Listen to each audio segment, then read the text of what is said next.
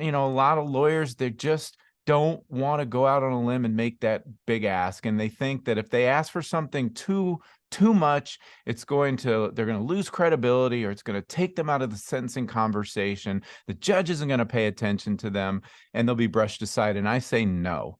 If you've done your homework, you've done a thorough investigation, and you developed your mitigation story, and it's genuine and it's true and it supports that ask, you can make it every time. And you're not going to win every time, but sometimes things are going to come out just exactly right.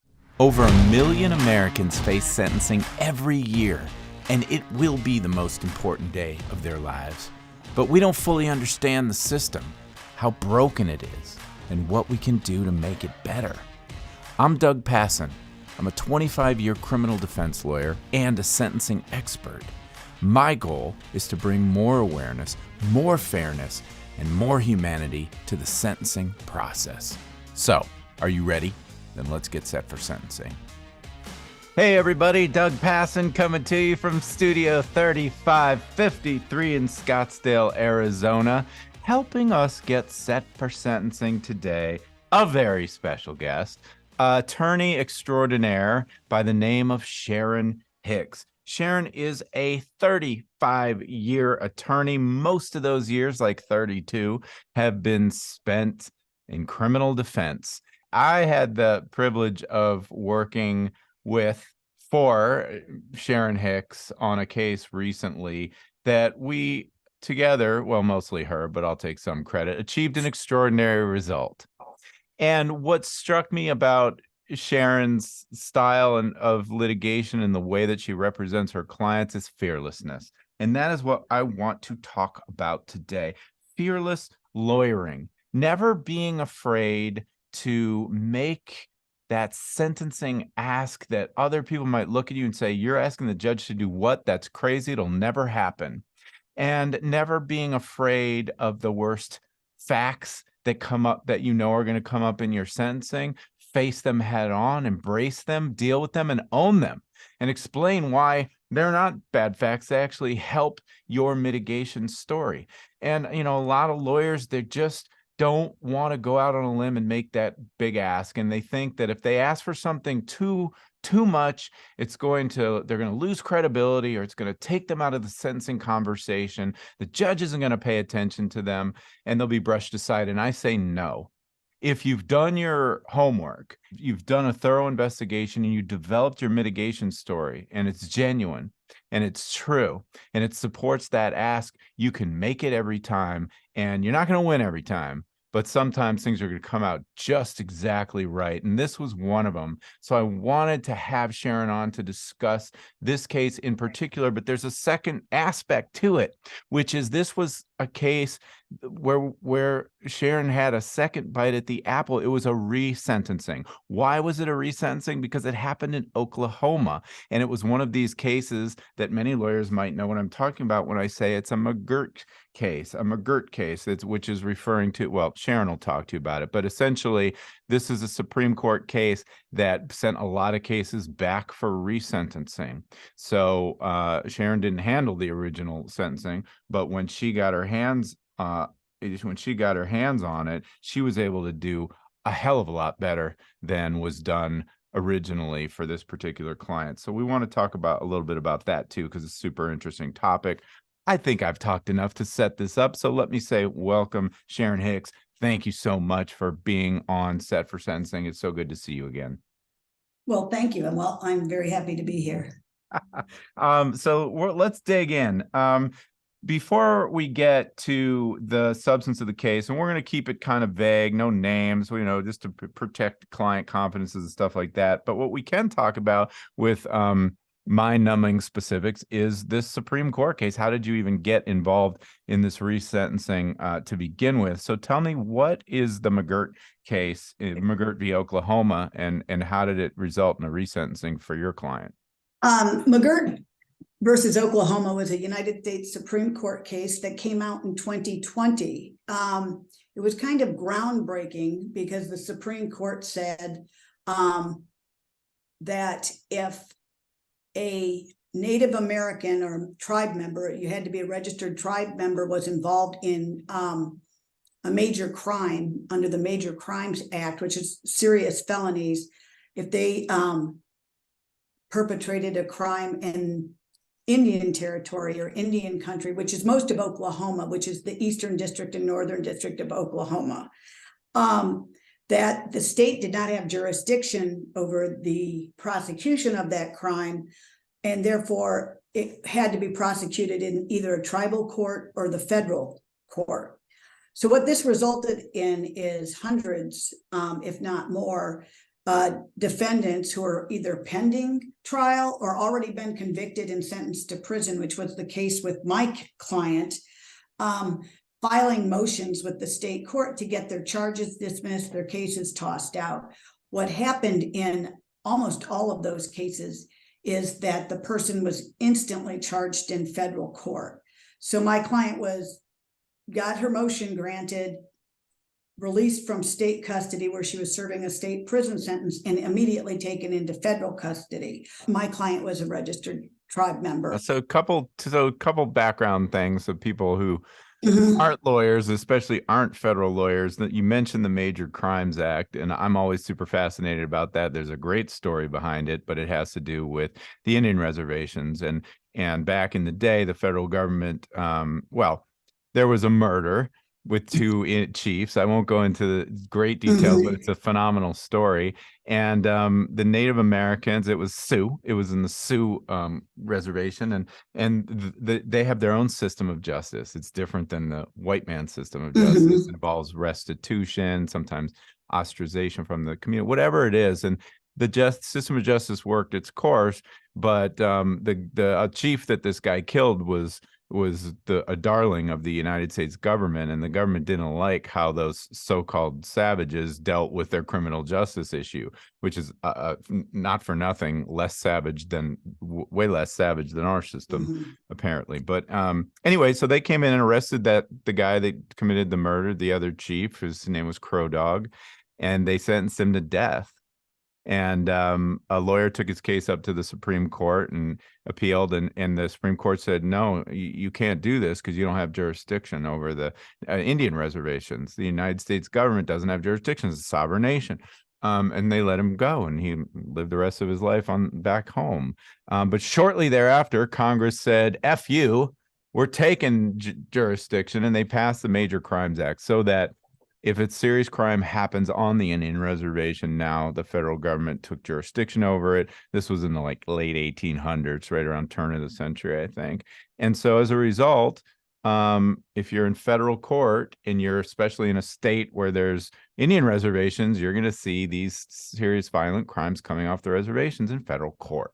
So that's one piece of background. The other, I think, tell me if I'm wrong about this, but the whole reason McGirt comes to be, because you said, most of Oklahoma is Indian country, but that's a new thing too, because there was a recent Supreme Court case before McGirt that basically said, I don't remember the specifics, but there was a treaty that wasn't honored, and the Supreme Court basically said, yeah, all this chunk of Oklahoma that was previously not, you said wasn't, is actually Indian country. So all these places that weren't technically Indian country became Indian country, and that affected jurisdiction. So enough of the lawyer stuff. We're geeking out on the Supreme Court, but it really was kind of an epic earthquake in the legal world on both fronts. What is Indian country, and then what is the ripple effect for those that were once prosecuted by the state but should have been prosecuted by the feds, because now it's Indian country. So there you go. So now let's talk about the facts of the case. What was your client charged with? My client we'll start in state court. In state court, she'd been charged with a first-degree manslaughter, which is the most serious manslaughter they have in state court. Based on the facts of the case, she pled guilty. There was let me stop you. So give me the manslaughter could be, everybody's imagination's running wild now. So we know somebody died, but give me the specifics. This particular manslaughter was a vehicular manslaughter, and my client was under the influence of alcohol at the time of the incident, and one person ended up dead because of this traffic accident that happened like at 1 a.m. Okay. And tell me, what was, it was a female client, right? What was her blood alcohol content? When they did the actual drawing of blood, it was 0.3. Yeah. And that was a good lawyer response to that. Because again, people who don't know the ins and outs, it matters when you take this measurement, because just because you're a 0.3 when they take the blood doesn't necessarily mean you're a 0.3 when you're behind the wheel of a car. The long and short of it, though, no lawyer wants to see a 0.3 in a case they're handling in any kind of DUI or vehicular homicide. The legal limit is usually around 0.08, right? Mm-hmm. And so this is way more than triple the legal limit. Now, a lot of people are listening to that going, well, I hope she gets what she deserves. Nobody should be driving with that amount of alcohol in their system, and that's an extremely high number. But this is really why we're having this conversation, because every case is unique. Everybody has a story. It's not an excuse, but we as lawyers must always put these crimes, these choices into the proper context. So let's just go, before we get to where you dug in to this client's story. Tell me what happened. She gets charged in state court, and what's the result? She received a 15-year sentence in prison. 10 of it was suspended, so she had to do 5 years in the Oklahoma prison system. And she pled guilty to that plea, right? She pled no contest, yes. She pled no contest. All right. And so, that's another pretty big distinction. I just had a conversation with a guy who practices in New York, and a lot of state pleas are really very specific. And the stipulations in there don't leave a lot of room for you to argue for less time or tell the story. I mean, ostensibly, a good lawyer is negotiating that in a plea so that the plea is lower. But this was pretty serious. It was going to be at least 5 years. It was going to be 5 years in prison with 10 years of hanging over her head, meaning if she did anything wrong, she'd go back to prison for another decade, right? Yes. Okay. That's how that was set up. All right. And so that's the sentence she got. And what happened to her after that? After about the McGirt case came out. Well, let's even before then, tell me about prison. She got sent to prison, right? She did. She got sent to prison. And so she got sent right, she went right to the prison. She got involved in some prison programs where she did very well in the prison programs, but alcohol type programs, right? Alcohol, yes. Yeah. Limited to alcohol programs, but it's also, it wasn't like a work camp prison. It was an actual prison where she was in a lockdown unit doing the alcohol treatment. At some point, they closed the prison where she is, and she got moved to another prison. So that program wasn't available, but it was right around that time that the McGirt decision came out, and a lawyer filed a petition for her charges to be dismissed. So she'd been in about 16 months at that time. All right. And so the McGirt comes out and says, okay, her thing should be dismissed, or this should have been a federal case instead of a state case. And I assume the reason why we wanted this federal is because, for as tough as federal offenses can be, the punishments for vehicular homicides on Indian reservations could actually end up being a little lower than the state, right? In her case, yes. Yeah. Okay. Yeah, and that's been my experience too. I'm in Arizona, and this, if a vehicular in the state of Arizona is typically going to land somebody in prison a lot longer than somebody charged in federal court. Haven't quite figured out why that is, but I'm not complaining about it. It's fine. It's good for me. It's good for our clients, right? Okay, so now you are in a really interesting position because the case comes to you. Mhm. And do you start over? Like, could this person have gone to trial if she wanted to at that point? When the case came to us or me, yes, you can start over because it's new charges. There's an arraignment, there's a detention hearing. And so you're back at square one. Your guilty plea doesn't go with you because that doesn't exist anymore. Okay. So you're back from the ground up. And then it's after that, it's, a decision as to what to do next. Yeah. And so just backing up, like I know that the sentencing was sort of preordained in the state case with a very specific plea, but like I said, a good lawyer is doing, mitigation. We've talked about this on the podcast a lot. Mitigation Mhm. should happen day one. 99% of these cases go to sentencing. Very few go to trial, and even the ones that go to trial, they don't always win at trial. So you should always be really thinking ahead to the almost inevitability, I hate to say, that one day they will be before a judge facing sentencing. So early and well-developed mitigation comes in very handy in a case, and not just at sentencing, but for these plea negotiations. So when you get a case and you get the file from the state, one would hope that there was some story there, mitigation workup, investigation, whatever you do to try to help your client pre-trial, pre-plea. How was the representation she got in the state, to your knowledge? There was, and most of the information came from the client's mother that she had collected, and most of it, I think, had been collected for like a post-conviction petition that they had been planning to file to try to get her sentence reduced, which wasn't going to go anywhere.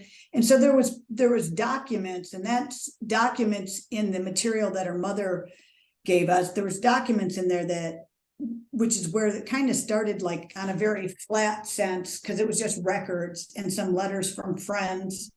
You could kind of eke out that there was more to this person than what you would have just seen when you're talking to her, because through a video for her arraignment, and you read the charge, you see what she'd done, and then you see her, and she's been locked up in Oklahoma prison for 16 months, and she's in a jumpsuit, and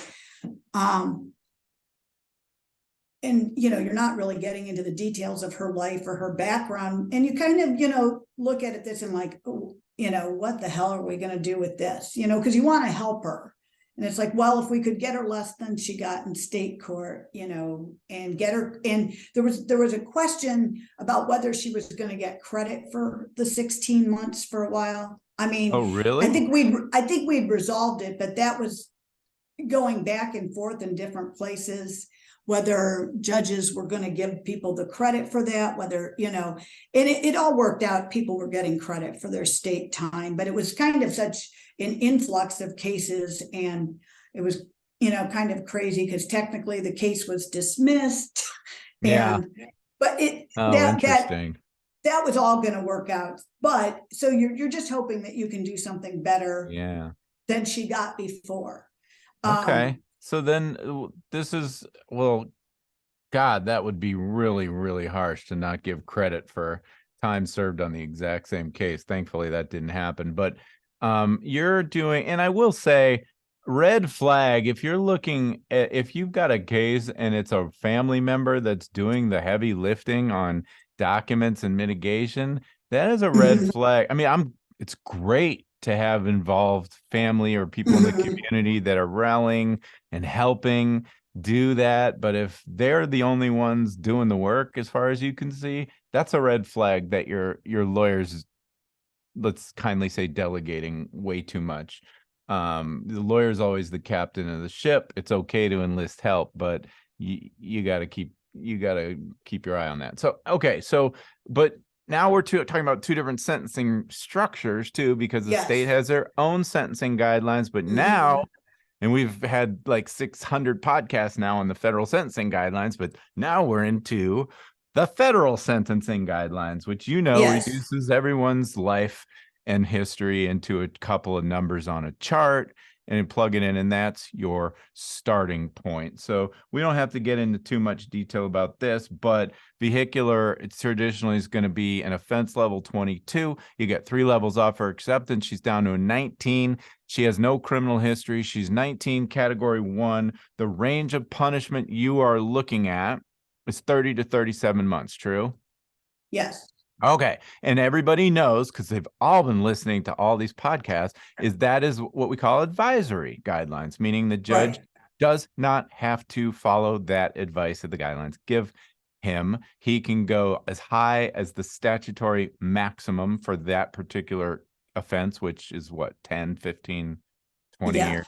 I can't Yeah. remember. You can go a lot higher than 37 months. Yeah. Or he can go as low as he wants to go. He could actually give no further time in custody. And that's what you're so you take a look at this case and you decide that's what you're shooting for. I don't want her to do another day in jail. She's only done 16 months. I know the guidelines are 30 to 37. I know original thing's 5 with an extra possible 10. I don't care. I'm looking at this case and I believe this is the right result. What led you to that conclusion? I think it was once speaking to her, looking at like the documents we received. So, initially it was,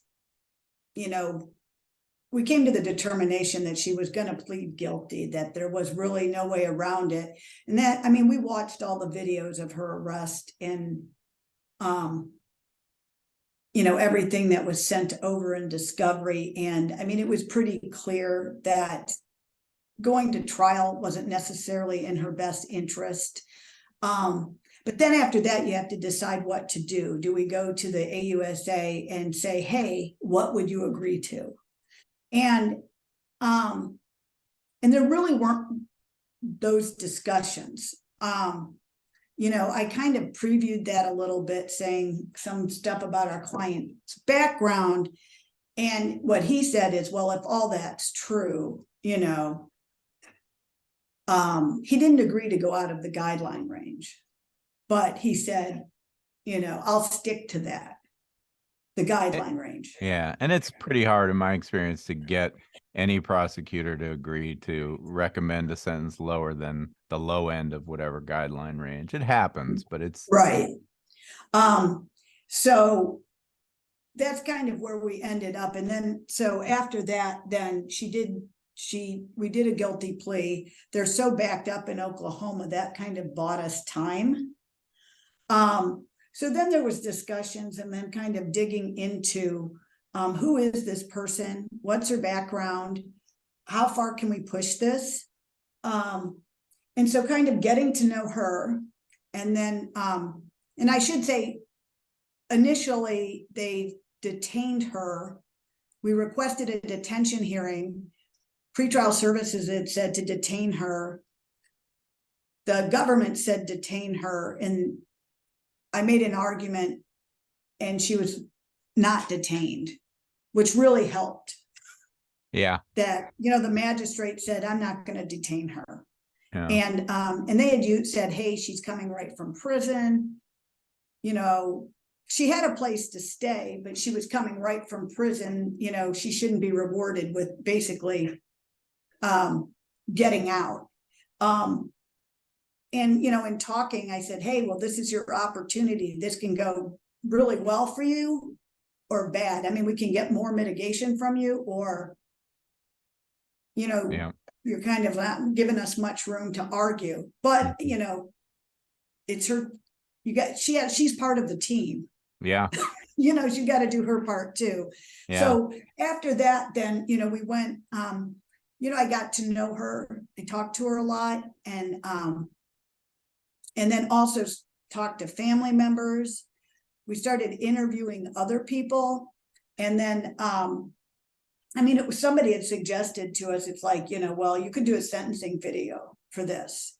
And I am a huge fan of videos to tell a story. I did one in a, capital clemency case, and I think that really was a very compelling way to tell a story, and it worked out very well for that gentleman. He got off death row, he got commuted.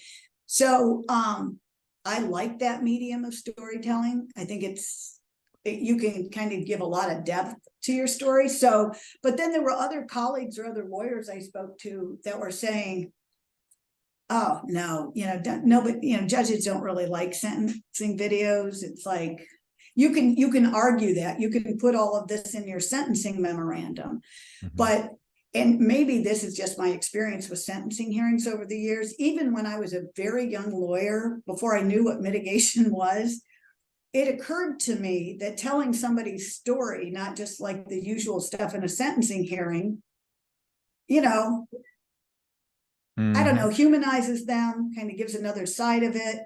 And so I had figured that out, like doing like low-level felony state court sentencing hearings. Yeah. But then this way, it's like when we went into this woman's background, she was, great student in high school, clean cut, went to the Marines right from high school, was like a great Marine, went to boot camp, was the platoon leader from her boot camp, went and got a job, that most people can't test for,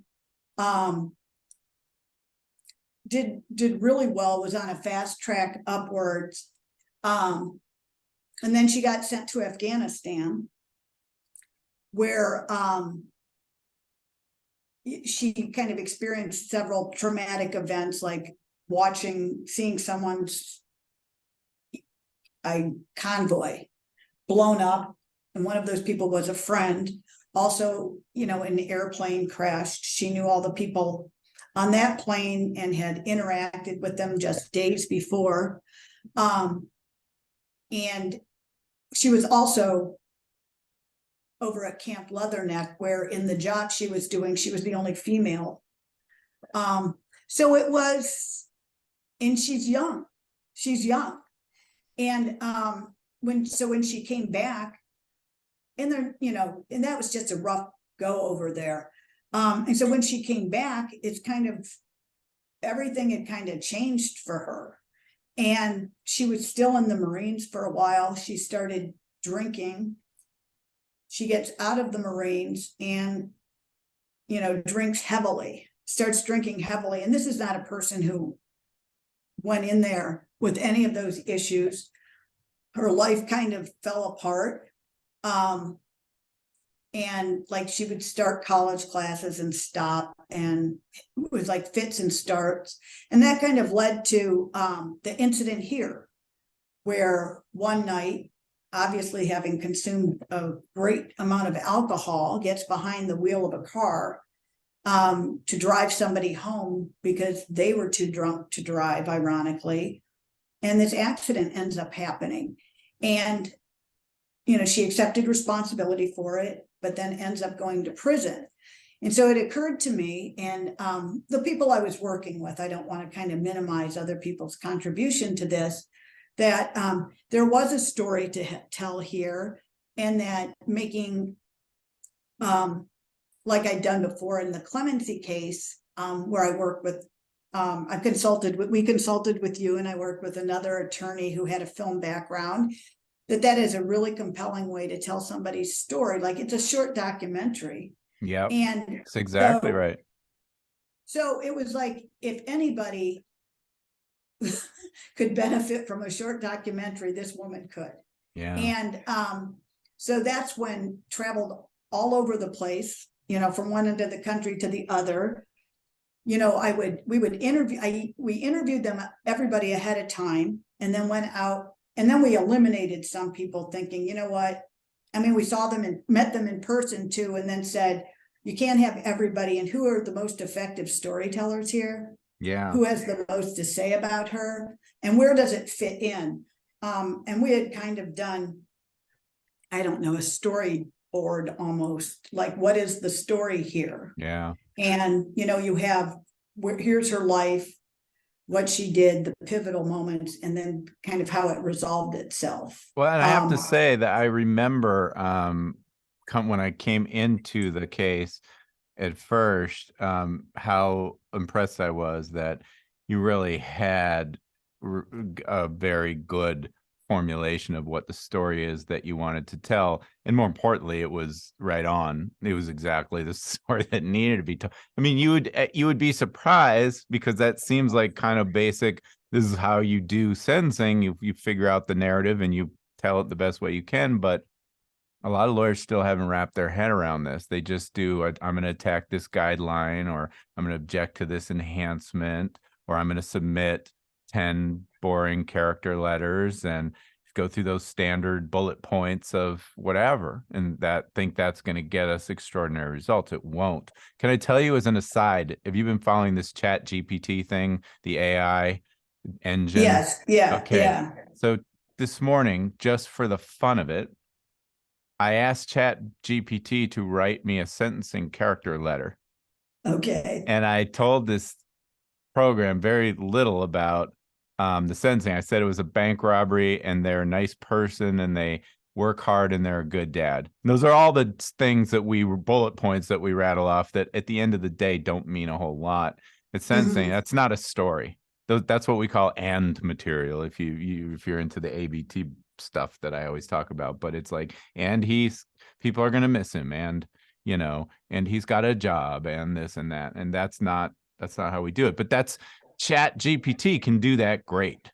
So if you don't want to do a real story and then just plug it into Chat GPT. Don't do that. That would be unethical. But my point is, you guys had it going on. You had a good story, and plus, shout out to my friend Sydney Scully, who who's on the team, and Right. she's an investigator, and she's also has a film background. She went to film school, so you guys were on it. You just kind of brought me in to help shape it and put it all together, and maybe give some input on what the interview should look like and things like that. But I think we had a really, I don't want to say a good time as if this is supposed to be fun, but we really did dig in and just put meat on the bones of the story. And, one of the things that struck me about this client's story, you mentioned she's a high school great student, clean. She's not partying. She doesn't drink.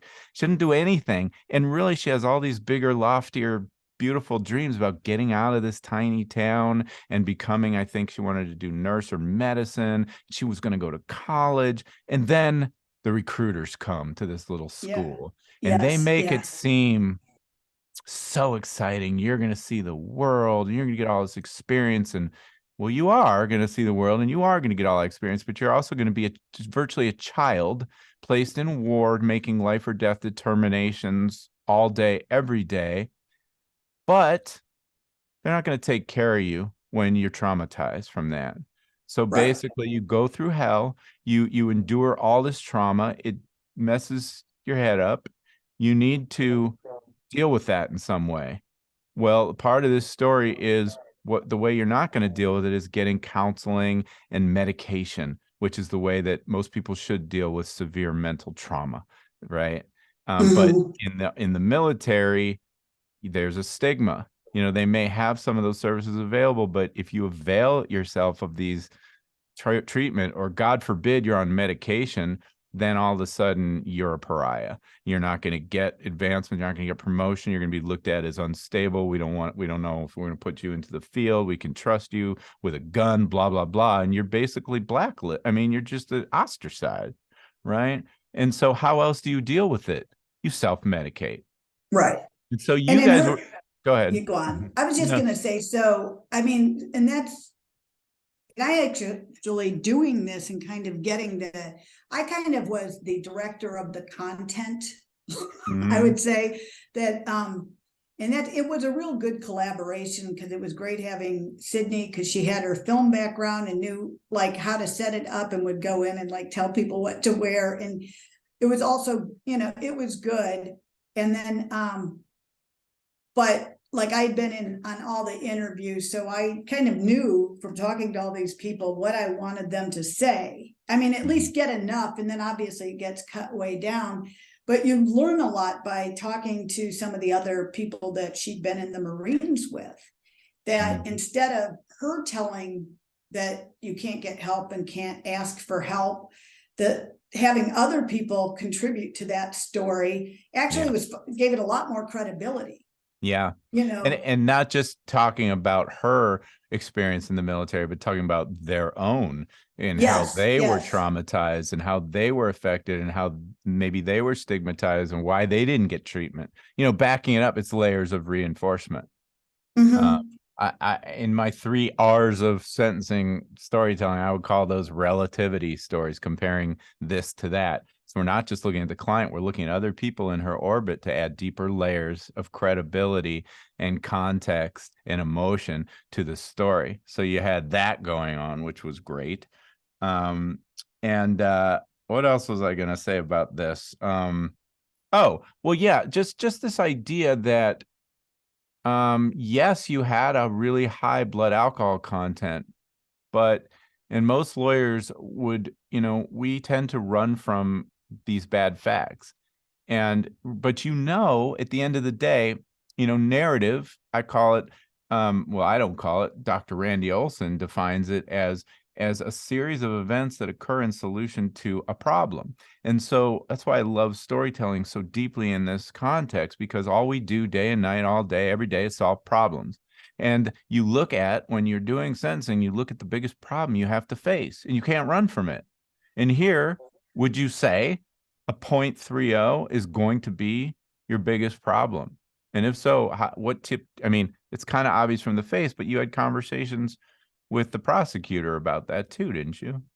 Yes, yeah, and and that was, while this was all going on and we were preparing for a sentencing hearing, a new prosecutor came in, and he had said that he was going to file for an upward departure.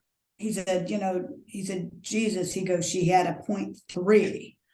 And I said, well, your predecessor said that he would stick within the guideline ranges. And he said, pardon me for not believing a defense attorney, but I'm going to have to talk to him. And Because so I would say 10, we're all evil, lying, right, horrible people. just trying to game the system. And so I would say, though, that within 10 minutes, he called back and said that this other person had confirmed that. However, he did file a response to our sentencing memo talking about how she deserved the top end of her guideline and that he wanted to file a motion for an upward departure. And then, had listed a number of people in that same federal court, Eastern District of Oklahoma, who'd gotten much more time than she did. So it's kind of like he didn't officially file something, but he was kind of to promote to the judge, like, hey, if this person doesn't deserve getting hammered, nobody does. All right. So 2 points on that. One is back to this idea of not running from the bad facts. That's a worse fact, and you have to build a story around it. But this is the thing. You are able to draw a straight line between the worst fact and your mitigation story, which is she would never have been in this situation had she not given herself over in service to our country and been to war and put her life on the line, come home and not receive the kind of help and treatment she needs. Therefore, she starts self-medicating with alcohol. It spirals out of control to where she is she's completely dysfunctional at a certain level as it goes on deeper and deeper and deeper, where it's drinking in the morning, drinking in the afternoon, drinking at night. It's just overtaken her whole life because it's the way that she deals with the pain and the unresolved trauma issues. So yeah, she was super intoxicated that night. The other thing is 0.3 is high, but it's all relative to your tolerance. So does a 0.3 tell you that you're so unbelievably out of, intoxicated, or does it tell you that you are such a severe alcoholic that it takes you so much more alcohol to reach some level of intoxication that, of course, your blood alcohol is going to be higher? That's just a number. And on its face, it's scary, and lawyers want to run from it. You didn't. It was one of the many reasons why I love you. The other thing is about this. Oh, how do you trust a defense lawyer? It goes back to this thing you said earlier. Time, was on our side. A lot of people think that defense lawyers delay because we want to do something nefarious, that we always want to delay because maybe a witness will die, or maybe something will fall out of the sky and we can, cheat our way to a dismissal or a better result. The truth is, the only way you get to the heart of these matters is through connecting with your client, building bonds of trust, meeting over and over and over with clients and family members and people that know her, and psychological evaluations, talking to their this stuff takes time to do it right. It does. It's Yeah. another thing I think lawyers are afraid of. They're too shy to go to the judge and say, please delay the sentencing. I need more time. They just think, well, it's just going to make the judge mad, or he's not going to grant it, or whatever. Bullshit.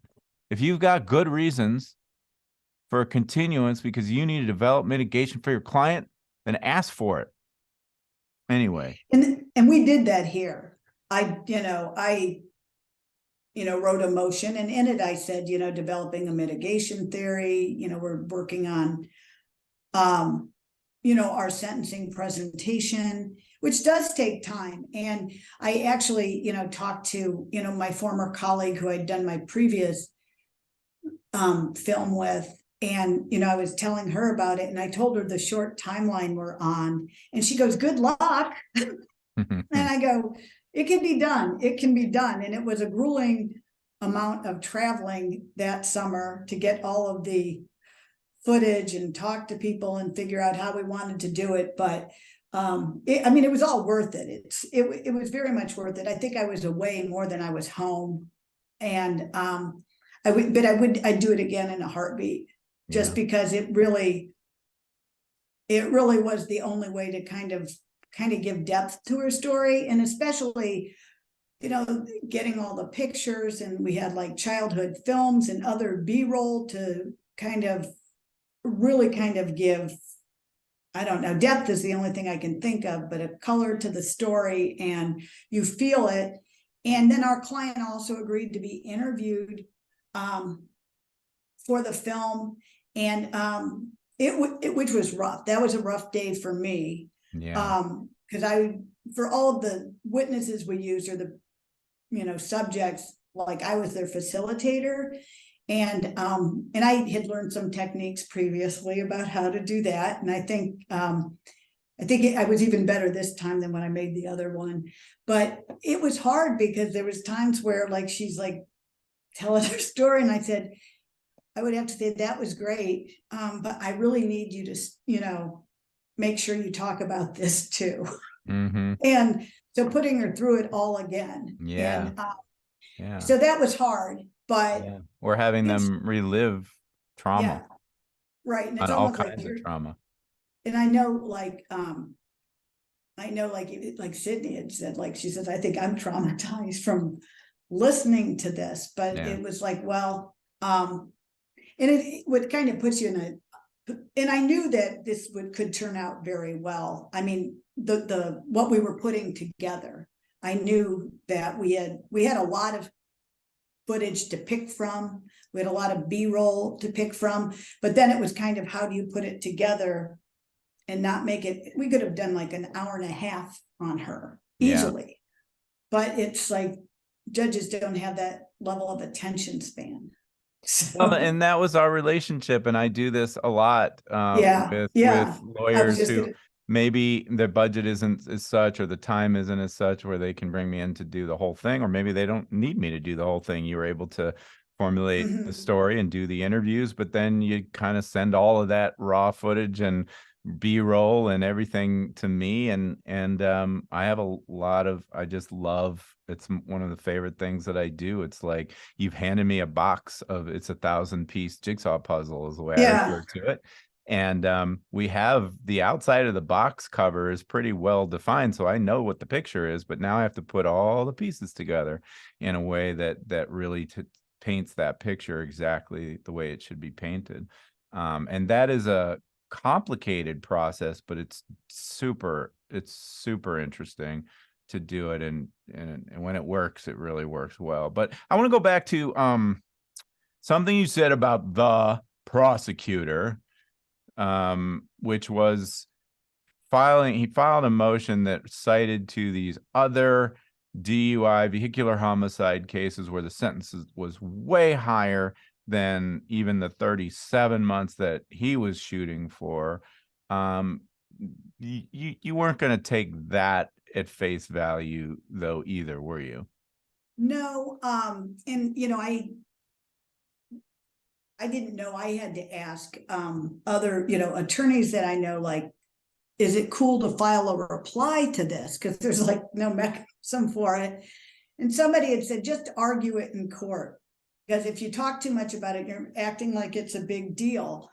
And then my thought on that was, what if this is a judge who comes into court with his mind made up?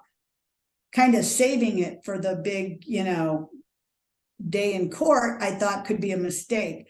So what we did is went into all of the cases there, not the federal cases. I had one of our co-counsel, I had her pull all the state court cases that most of these were McGirt cases also, pull all the state court convictions of the people involved in their prior records throughout the whole state of Oklahoma. And I put that together, and it was like 2 pages that I filed for the judge, gave all the case numbers, what they'd been. And each and every one of those cases they had the actual crime was worse. Sometimes there were 2 people who'd been killed. Their criminal history was far worse. There was a history of drunk driving or worse crimes like assaults. Yeah. And so I said, well, you know what, my gut tells me to file this. So I went with my gut. Yeah, good. And just because it's like, don't come in here and kind of say you're signaling to the judge that this person deserves more than 37 months, and here's why, because she's similarly situated to these other people, and she's not at all. Yeah. But that's like, you got to look into that. It's like, this is why she is different. It's another relativity story. You got to compare her situation with those situations, which is great. But there's a couple other big lessons for our dear listeners. One is there is a debate, an ongoing debate about, well, how much do you present before versus how much do you present at the day of sentencing during the hearing? And don't judges really already come to the sentencing that day with their mind made up? And the answer is, you said it. It's, you did your homework and figured out, I'm not going to generalize and say every single judge that's the case. I need to know. I need to know who I'm dealing with, and you need to ask around and figure it out. And you found out that, yeah, the general consensus is this judge pretty much is going to come to the bench with the mind made up. And once you know that, hell yeah, I got to file this in advance. Hell yeah, I got to submit my sentencing video in advance and not just play it in court. All of it. You want them to have as much information as they can while they're sitting there, pondering, sitting, thinking, reading, mulling it over. And, there may or may not be anything you can do the day of sentencing. I think a really stellar allocution from the client might be like the icing on the cake. But, generally, I think a lot of judges are pretty well with an idea. How could they not? They've had the opportunity to review so much, Well, and I had called the judge's clerk.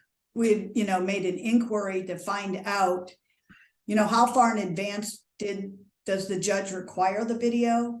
And she made it clear that, yes, you can send a video. It had to be there X number of days ahead of time, but that the video would absolutely not be played in court. And so that told me that he's going to sit and watch it. And when he came into court, he said, I have reviewed, extensively the materials that, we had sent them, including the video. And the sentencing, the way the sentencing memorandum was written was to run in tandem with the video, because it told some of the same stories, but there were like exhibits to the memorandum that I attached, so that everything that people were saying about things she'd accomplished, like in the Marines and everything, was documented. Yes. And it wasn't just hyperbole about how great this girl was. So, that kind of, you know, you have to kind of Right. take the time to put it all together. Yeah, I always call you probably heard this spiel 1,000 times, but I call these videos the exclamation point at the end of a Right, very long sentence. So if right. you haven't done that long legal aspect of it with the memo and the exhibits and the proof to say we've done our homework, this is true, this is absolutely true what we're telling you, unimpeachable, Judge. You can't just make the video and hope that that's going to be the be all end all. You got to write that long sentence, and you did that here. Mhm. All right. So, I think you also did your homework on the judge as far as maybe like background and history that might sway or might not sway. And so, like, for example, this was a Trump appointee. I don't know what you can glean from that necessarily, but there was another important thing that you learned about this judge that you did think was going to be significant, either positively or negatively. And that was his He had a military. military, yeah, Yeah. he had a military background himself. Yeah. So And so you were getting some people in your ear at the office about that too. What were they saying? I was getting a little bit of pushback saying, hey, if he has that kind of background, you know, this could be insulting, like you're trying to educate him. And, you know, that at first we were thinking about it like, oh, well, maybe that's right, you know. But then it was just kind of like, hey, it can't really get any worse. And, you know, I've represented a lot of people. And this is, I mean, if she doesn't have a story to tell, I don't know who does really for like a sentencing hearing. I mean, in that it was such a visual story where that the visuals would help. And I know we talked to you about it, like when we were coming up with the idea. And I mean, it's like, it almost like her story writes itself. I mean, a lot of work goes into getting what the story is and how to tell it and how it should lay down. Yeah. But it's, you know, you don't have to kind of really scrape to find something. And it's like, well, you know, and I think the calculation in my head that I did was the video certainly isn't going to make it worse for her. Yeah. Right. And it was going to be a big ask. Right. So, And when you want extraordinary results, you've got to take extraordinary measures. But here's the other thing. I think maybe some of the bristle from the people about the military is, well, you're going to make it sound like you're blaming the military, that you're shitting on the military, that it's their fault because they didn't give her the help, they didn't give her the treatment. And to a certain extent, we are saying that. And, but those words didn't come out of the client's mouth. You had other people who've been through the same experience, some of them who are still in the military, career military people, their whole career. And they went on camera and they told it straight that this is the truth. We have to do better. And that if we don't take care of the people who gave their life and service for us, bad things are going to happen. It's why the suicide rate is so high. And it's why the mental health issues are there and the substance abuse issues are there. Sorry, we're not taking care of our veterans. And that doesn't excuse the behavior, but it sure helps put it in the right light. And you can shit on anybody you want in a case like this if you do it the right way. If it's coming out of your client's mouth, it's probably never going to sound good, because then it just sounds like blaming this and blaming that and not accepting responsibility, when in truth she was over the needle buried in red in terms of how bad she felt about taking this life. She was a person who devoted her whole life to protecting life. She was extra layer of trauma that she was beating herself up about. So nothing but remorse came out of her mouth, remorse and her own redemption story. But the other people told the truth about the military, and that's okay.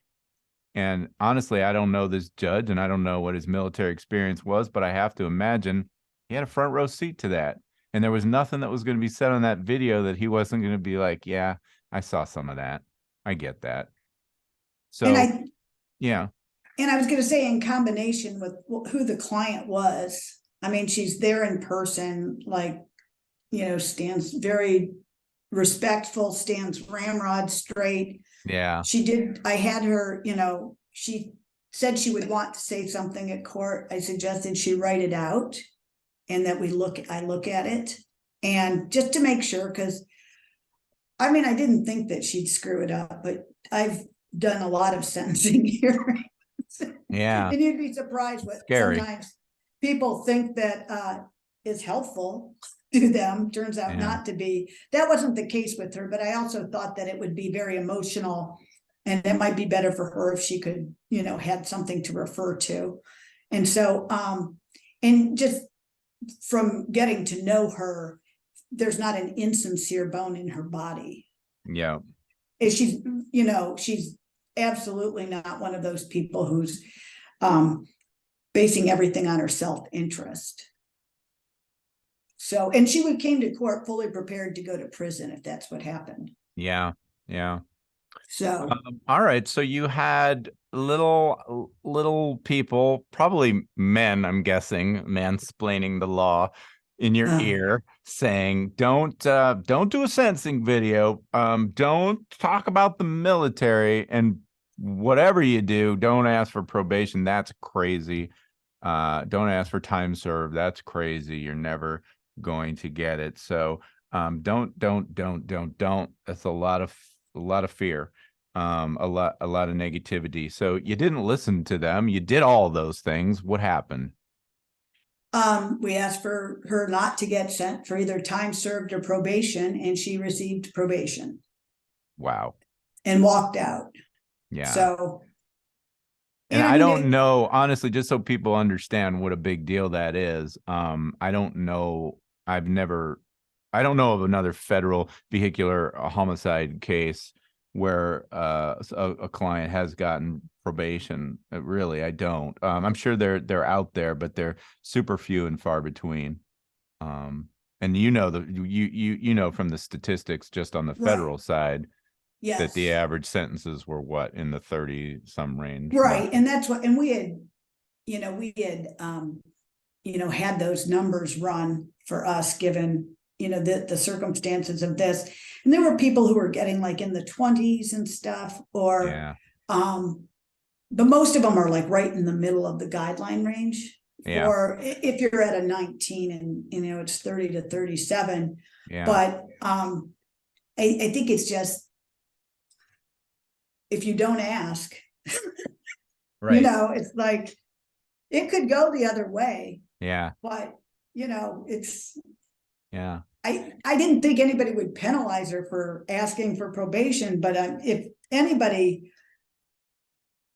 presented a story that lent itself to kind of, a downward, I mean, I thought this woman did, and that's being fully cognizant of the fact that there is a deceased person, someone's loved one at this, but it's like her circumstances were such that I don't think anybody believed that this is going to be, that they're going to see her back there having done this again.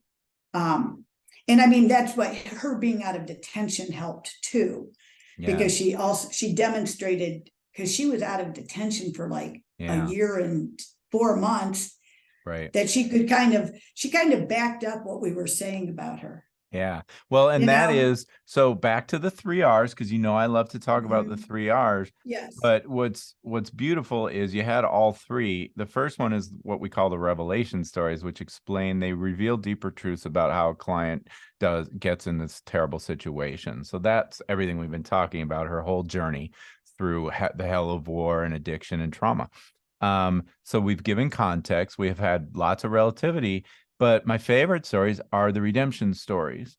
And so you had the benefit of everything that came after McGirt to build a powerful redemption story. And you said it earlier when, a while back on the podcast, but you said you're part of this team, like you have an opportunity. They wanted to keep her in custody. You got her out at a detention hearing. So now what is she going to do?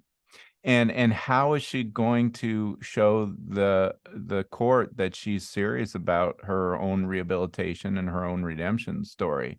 And so she really did a lot, right, to during that time. Oh, yeah, she, originally was under house detention. She didn't have a ankle monitor, but she had a strict curfew, had to be at home. Did so well with everything, reported to pretrial services every time, they asked her to, no bad drops, no alcohol issues. So that at one point I was asked to file a motion by pretrial services for the court to remove her home detention or home curfew restriction so that she could work and, she had gotten a job, but so that she could work more hours, do her schooling, because she also finished, college while she was out on detention. So, Yeah. I mean, she just was She's doing everything she could. And Yeah. her thought was that even if this didn't work out, I've done this. Yeah. I mean, she Yeah. always was never kind of saying, she always had the realization that she may be going back in. So, Which, I mean, if you think about it, that's stress and pressure. So for someone already battling with addiction, she very easily could have relapsed and started drinking again and everything else. So she spent this. How long was the period of time that she's out before sentencing, give or take? she got out in June of 2021 and sentencing was end of September 22. So over a year. Yeah. And so the story is, Judge, we don't have to guess about whether this Right. person is dead serious about never drinking again, doing major therapy, righting all of the wrong. She can't bring back the life she lost. She's going to regret that forever. But she literally, I think she even said something like it on the video. I'm going to devote, all of my life to doing, to being the best me I can be. And it's not just for her, it's to honor the memory and the thing that she did, that she feels so badly about. So you said it. I mean, yeah, there's a victim in this case, and we have to be always cognitive and sensitive to it. And I think we are. I think most defense lawyers are, but that doesn't mean you can't also have empathy and be sensitive and tell a true story about our clients. We have to. So I guess I guess we're getting close to the end. I do want to just say you're amazing. And thank you. I'm so glad you came. I think, and people may say, well, so what was it? Was it the video? Did the video is the thing that made the difference? And the answer is no. It's everything. The video, I guarantee you the video helped the judge see this in a deeper, more personal, more emotional, more powerful light. That's why we do these videos. But as you said earlier, without all the other work, that long sentence, that exclamation point is sound and fury, signifying nothing. So that's how you get a phenomenal sentencing result. I guess my last question is, I don't know, I can't remember how long the sentencing is, but any updates? You doing okay? Is this a happy ending? Yes. Yeah, she's good. doing really, really well. She's doing everything she needs to be doing. She's, It's great. I had hear no from doubt. her. Yeah, I hear from her.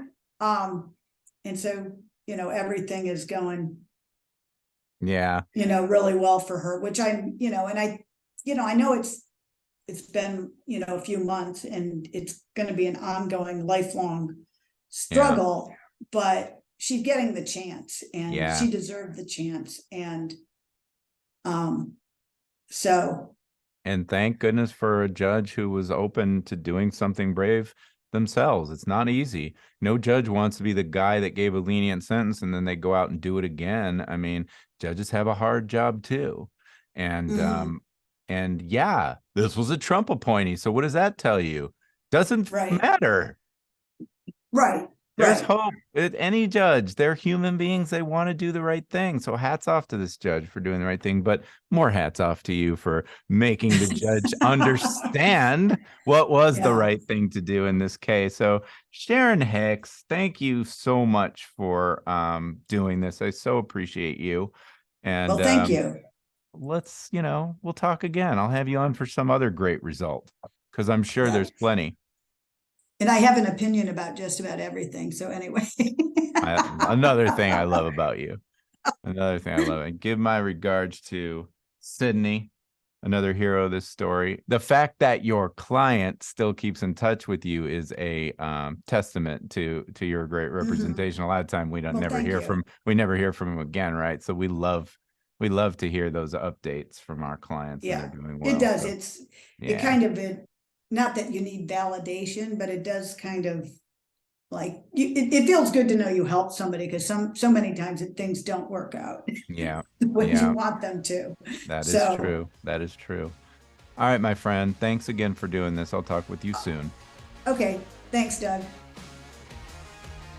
That's it for today, but before we go, I just wanted to take a moment and say thank you to you, the listener, for spending time with us today getting set for sentencing. Whether you're a lawyer, someone who could use the help, or maybe you're just a true crime buff who loves the inside scoop on how this whole thing works, I am so glad you're here, and I hope you keep listening. If you're interested in knowing more about what I do, mitigation videos, case consults, live teaching, on-demand educational content, books, articles, all of it, please visit www.dougpassonlaw.com. I'm Doug Passon. Until next time, hang in there. Wait a minute, that's a stupid way to sign off on a podcast about sentencing. Hang in there. What's the matter with you, man? I guess they call that gallows humor. Sorry. All right. Well, I will see you next time on Set for Sentencing. Bye-bye.